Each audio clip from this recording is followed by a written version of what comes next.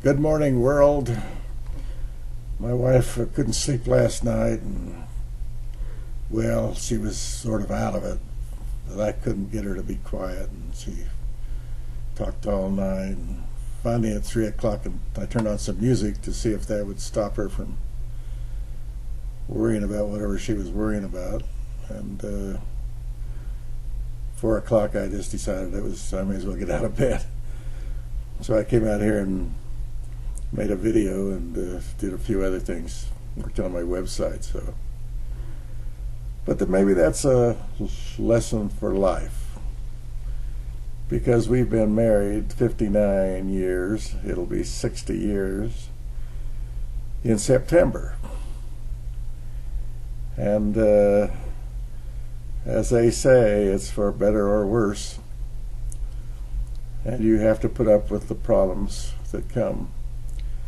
She has dementia or Alzheimer's, and we have a full-time caregiver who comes over here every day and takes care of her, which is a good thing. As long as we can keep her home and happy, that's the main thing. But she did not have a happy day yesterday, and not last night either. So whatever's bothering her is bothering her, and we have a hard time figuring out what that might be. We are what we are. I mean, we are all born in different situations, and the lessons for life come from where we are born. That's where they start. I was born in the Great Depression. In fact, I was born in 1932, which was the worst year of the Great Depression. Hobos came to our door every day. In the warmer months, they went south for the winter.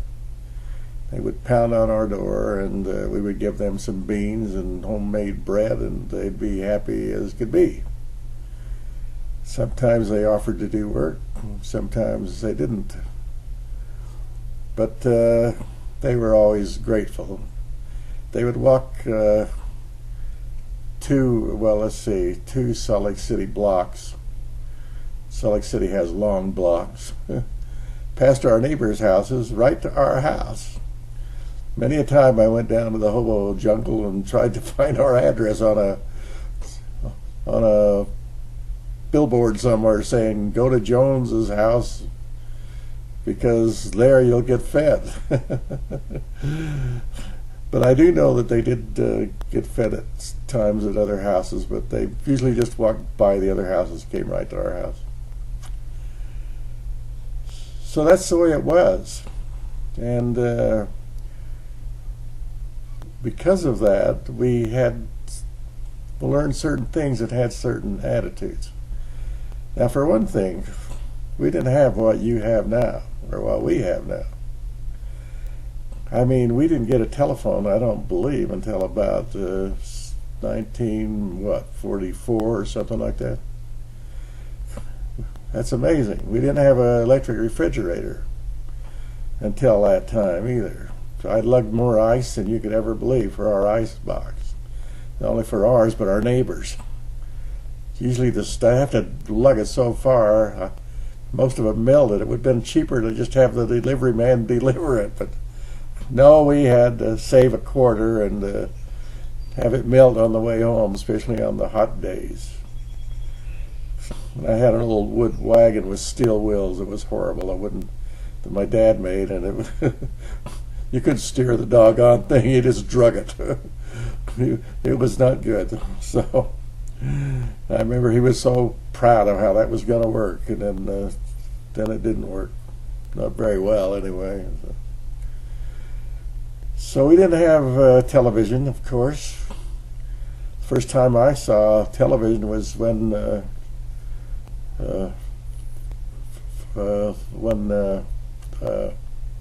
try to think of his name.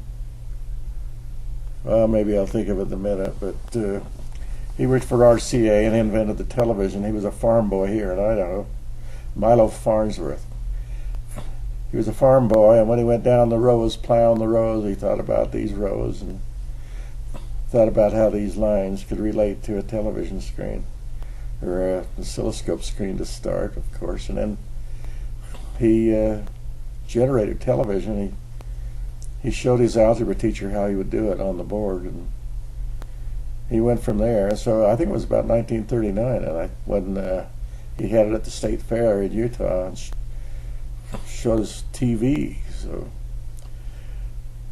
So that's when that's the first time I ever saw a TV, and we didn't have one in our home until after the war. Or never while I was living there. No, never did we have a TV while I was living there. My folks didn't get one until I went off to Korea. So they finally got one. No electric dishwasher ever. They never did get electric dishwasher. The old washing machine, the old Ringer washing machine, it was used for years and years, and I used to have to hang those clothes out on the line in the wintertime, and then they'd be frozen stiff when I get home from school, like big sheets of ice, you know. And you had to drag them in and hope that they would warm up so you could fold them. Anyway, that's the way it was. And so my dad was always concerned about a job. You know, he was out of work a couple of years and threw his jackknife in the door for 2 years. I asked my mother, I said, what are all these cracks in the doors? Yeah, that's where your dad threw the knife for 2 years. So we are. Our background comes from, influences us. My dad was always very concerned about a job, a paycheck.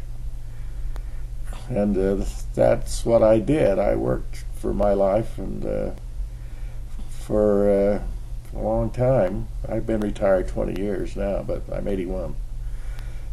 But I worked for a long time for a paycheck. And I did well at it because I happened to have a PhD in engineering. And I was an executive in a large company.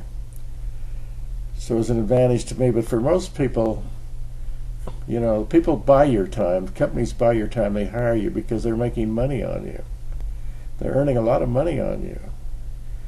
And one time I figured we'd put our company, years ago, we made about $20,000 on each employee every year.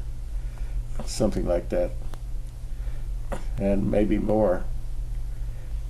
And so sometimes your time is worth more to you than to someone else. And if you can work for yourself, it's not a bad idea. So on Home Church International is not a church. I just called it that for some reason. It really was just to put lessons on the internet so people could teach their kids at home. If their kids were ill and couldn't go to church, or they're on vacation, or they could watch it on a portable computer, or they just didn't want to go to church or relate to any church, but they wanted to teach their children ethical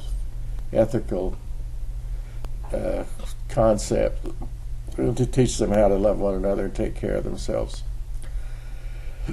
So on my site, Home Church International, you will find many lessons about raising children, about marriage, and about dating, being healthy, and all these things. And that's what it's all about. It's my gift to you. God bless you, everyone. Who said that, Tiny Tim? Well, it was a good thing to say. I think that's it now. I'll have to just figure out how to stop it.